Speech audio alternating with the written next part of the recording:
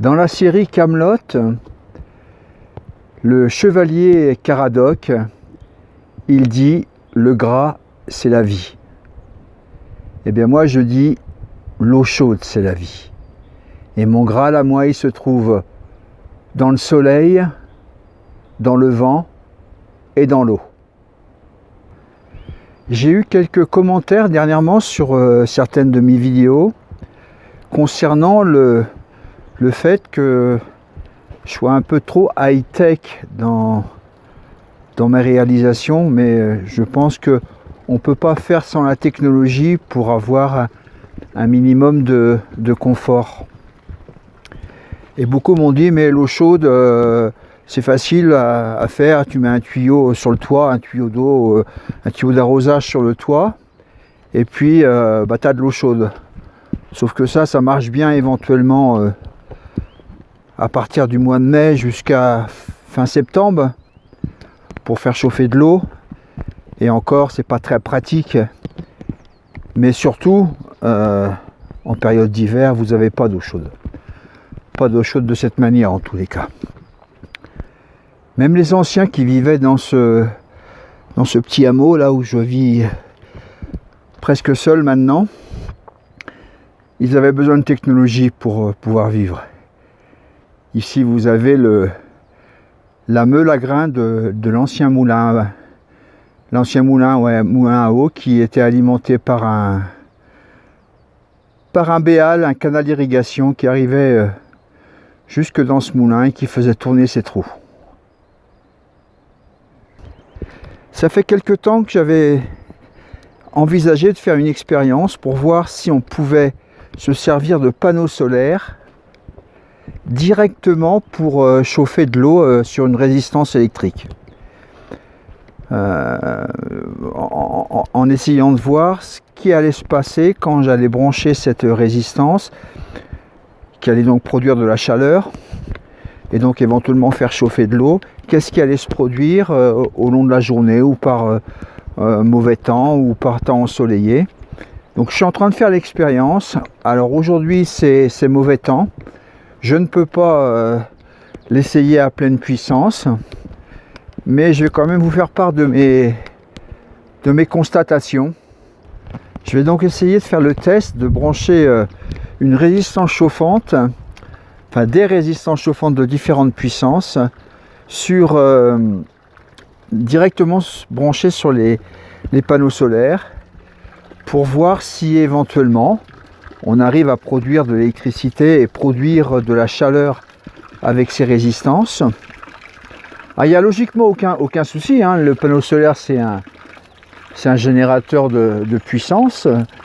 Si ce générateur on le raccorde à une résistance, il va y avoir une circulation de courant, donc automatiquement une production de puissance et donc éventuellement chauffage de l'eau. On va le voir.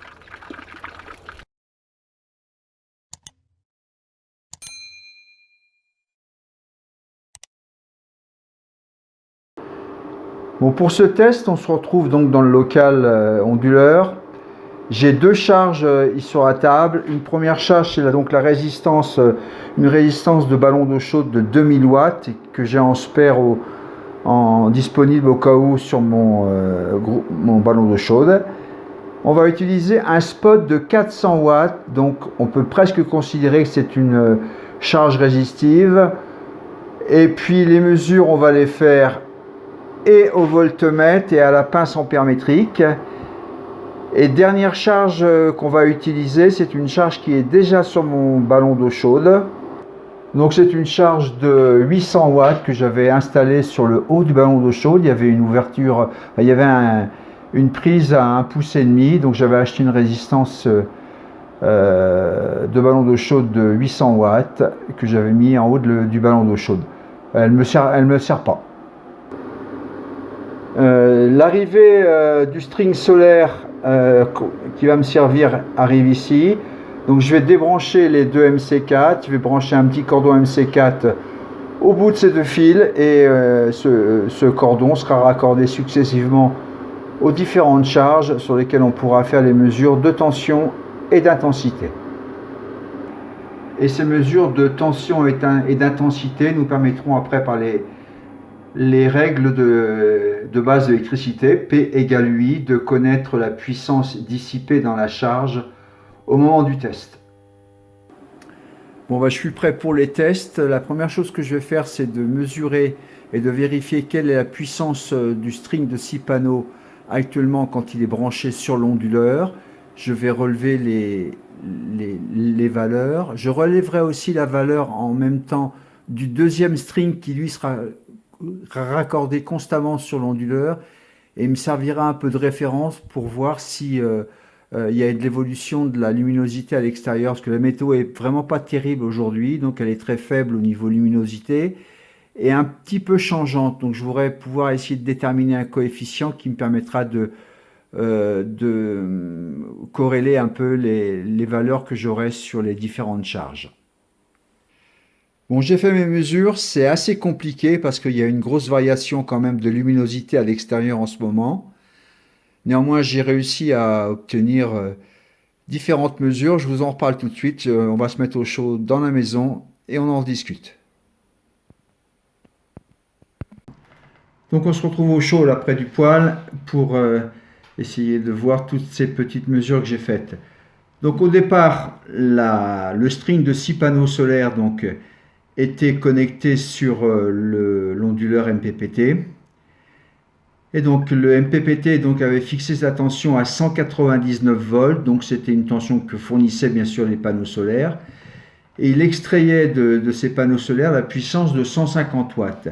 Donc c'était le maximum, je pense, que pouvaient produire ces panneaux solaires à l'instant T en fonction de l'ensoleillement et de la météo. Par la suite, j'ai connecté donc la première charge, la charge de 2000 watts, directement sur le string de panneaux solaires. Donc cette charge de 2000 watts représente une impédance de 26,8 ohms. Et une fois connecté donc sur le string, la tension aux bandes des panneaux solaires avait extrêmement chuté. Elle était tombée à 18 volts pour l'ensemble des 6 panneaux en série. Et l'intensité donc dans le circuit était de 0,61 ampères, ce qui représente du coup une puissance dissipée dans la résistance qui était de 11 watts. La deuxième mesure avec la charge de 800 watts, elle représentait une impédance donc, de 62,7 ohms. Donc ce qui est normal, plus la puissance de charge va diminuer, c'est que l'impédance, sa propre impédance augmente. Donc l'impédance était donc de 62,7 ohms de charge. La tension du coup était remontée à 35 volts, vu qu'on tirait moins de puissance sur les panneaux, la tension a remonté, elle était de 35 volts. L'intensité était tombée à 0,49 ampères, ce qui me donnait une puissance donc dissipée dans la charge de 17 watts. Et le dernier test a été fait donc avec le spot halogène, donc spot halogène tungstène, donc ampoule tungstène, d'une impédance logique de 135, enfin théorique de 135 ohms.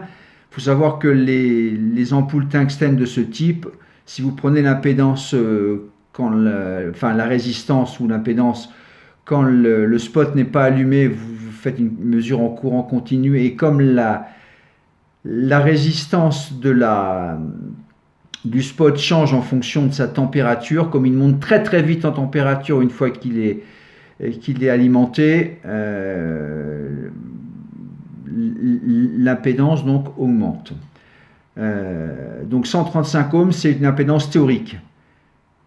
Mais on doit s'y approcher, peut-être 140, 145 à chaud.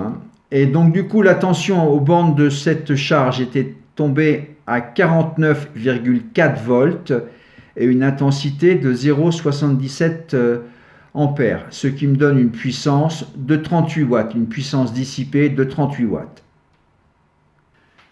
Bon, il est évident que le test s'est fait dans des conditions d'ensoleillement et météorologiques qui ne sont pas fantastiques. Néanmoins, le résultat est flagrant. Alors effectivement, on aurait eu des puissances générées directement sur les différentes charges supérieures si l'ensoleillement avait été lui aussi supérieur. L'idéal, ce serait d'avoir des charges qui puissent s'adapter au fur et à mesure de la journée et au fur et à mesure de l'ensoleillement. Seulement, des charges de ballons d'eau chaude, des résistances de ballons d'eau chaude, ce sont des résistances fixes et vous ne pouvez pas changer leurs caractéristiques comme ça d'une minute à l'autre.